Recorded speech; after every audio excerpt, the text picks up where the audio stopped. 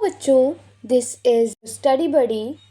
तो बच्चों, आज हम लेकर आ चुके हैं एक most important video. Please video को लास्ट तक पूरा देखिएगा और चैनल को लाइक और शेयर एंड सब्सक्राइब करके ज़रूर रखिएगा और अपने फ्रेंड्स तक ये वीडियो को ज़रूर पहुंचाइए क्योंकि उन्हें भी ये बहुत वीडियो हेल्प करने वाली। तो चलिए वीडियो को स्टार्ट करते हैं। देखो, बहुत ज़्यादा बच्चे पूछते हैं कि अरे कि 95 कैसे आ गए। बहुत बच्चों का ड्रीम होता है 98, 95, 92। तो मतलब मैं बच्चों से मिलती रहती हूँ, तो बच्चे मुझे बताते हैं कि दीदी हम ये चीज़ें करते रहते हैं। उनकी ऑल इंडिया रैंक 1 भी आ चुकी है, कई बच्चों की भी, जिन्होंने मेरी स्ट्रेटजीज़ को ब्लाइंडली सुना है और उन्हें फॉलो किया है। तो वही चीज़ आज हम आपको भी बताने वाले हैं, जो उन्होंने खुद बताया कि दीदी हम ऐसे ऐसे करते थे, वो चीज़ें आज हम आपको बताने वाले हैं। तो देखो,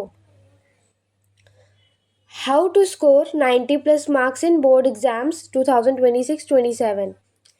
उन्होंने बताया कि दीदी हम ऐसे 5 टेक्निक्स को यूज़ करते हैं जिससे हमारे जो मार्क्स है वो इंक्रीज़ होते हैं और हम लोग अच्छे से पढ़ पाते थे। तो पहला उन्होंने बताया कि क्लास में कंसंट्रेशन।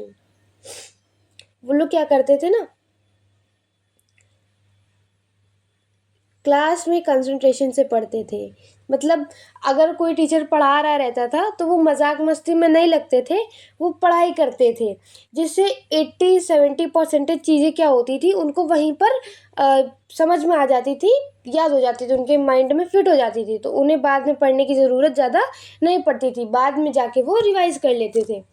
तो अगर आप स्कूल में ही आधी से ज़्यादा चीज़ें जब टीचर पढ़ा रहा रहता है स्कूल में, तो आप कंसंट्रेशन के साथ सुनिए और उनको वहीं पे ख़त्म कर लिया करिए।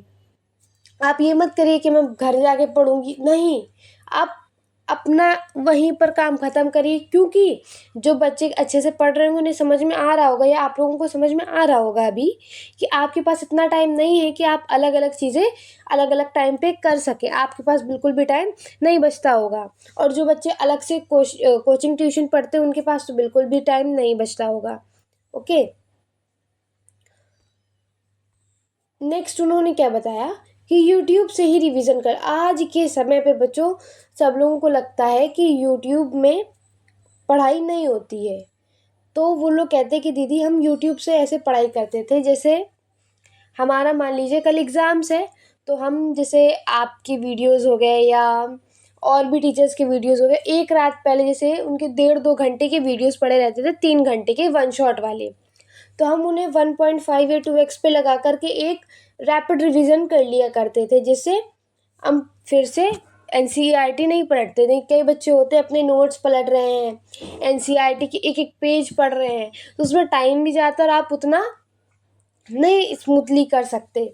और हम लोग क्या करते थे कि वन शॉट वीडियो देखते थे, 2x या 1.5x जिस पे कंफर्टेबल होता था उस पे देख लेते थे और हम लोग को वो बिल्कुल रिवाइज हो जाता था चैप्टर।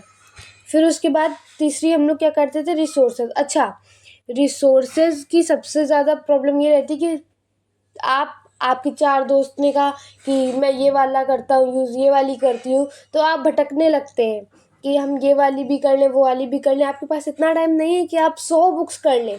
आपको प्रिसाइज वे में अपनी पूरी जर्नी को, आपको एग्ज़ाम्स को क्रैक करना रहता है। आपके पास 100 चीज़ें करने का टाइम नहीं रहता है। आप पता है, सबसे पहला आप लोग करिए कि एनसीईआरटी को रीड करिए, पढ़िए। फिर उसके बाद क्वेश्चन प्रैक्टिस करिए। क्वेश्चन प्रैक्टिस बहुत इंपॉर्टेंट है। देखो बेटा, अगर आपको क्वेश्चंस आते हैं पर आप उसको रिप्रेजेंट नहीं कर पा रहे हो, तो ये आप लिए मार्क्स को लूज़ करवाएगी, इससे मार्क्स गेन नहीं होंगे। ये मैं हर वीडियो में आपको बोलती हूँ कि question practice is most important. तो बेटा आप लोगों को एनसीईआरटी पर फोकस करना है मेनली, और क्वेश्चन प्रैक्टिस पे मेनली फोकस करना है। जब आपके पास एनसीईआरटी हो जाती है तब आप रेफरेंस बुक्स का यूज़ कर सकते हैं, जैसे आप एजुकार्ट की वन शॉट बुक का यूज़ कर सकते हैं, है ना। उस पर प्रीवियस ईयर क्वेश्चंस भी हैं, कॉम्पिटेंसी बेस्ड क्वेश्चंस भी हैं एडुकार्ट की, तो आप उसको यूज़ कर सकते हैं। वो एक एज अ हैबिट डेवलपर के तरीके से आपकी हेल्प करेगी।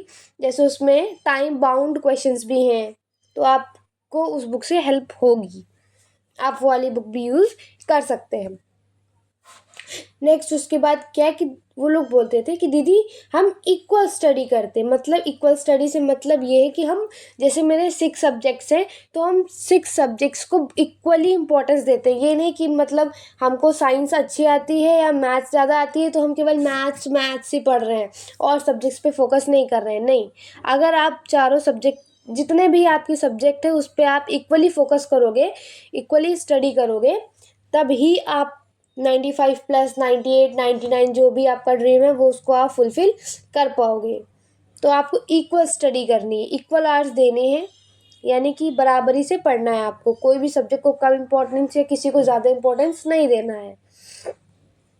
फिर अच्छा, हमने पूछा उनसे कि अच्छा ऐसा नहीं होता कि आपको खुद पे डाउट होता हो, है ना, सेल्फ कॉन्फिडेंस कभी कम होता हो? तो वो लोग कहते थे कि दीदी होता था, पर एक अंदर से हम लोगों में जुनून था कि हमें ये करना है तो करना है तो करना है। तो सेल्फ कॉन्फिडेंस को हमें बनाए रखना पड़ता था। कम होता था पर हमें फिर से उसको रिस्टार्ट करना पड़ता था, और ये चीज़ बहुत इंपॉर्टेंट है। आपको भी ऐसे ही करना बेटा। याद है तुम्हें वो दिन जब तुम सेकंड थर्ड क्लास में 3rd पोजीशन 4th पोजीशन पे आते थे और आज तुम लोग नहीं कर पा रहे हो?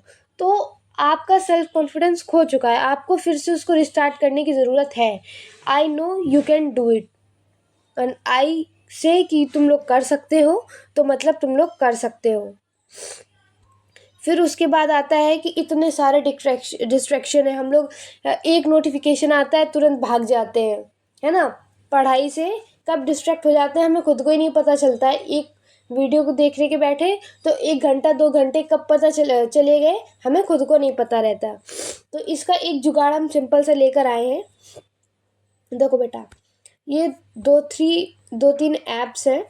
एक रीगेन ऐप है और एक अलार्मी ऐप है। आप अलार्मी ऐप पे अलार्म्स लगा सकते हैं।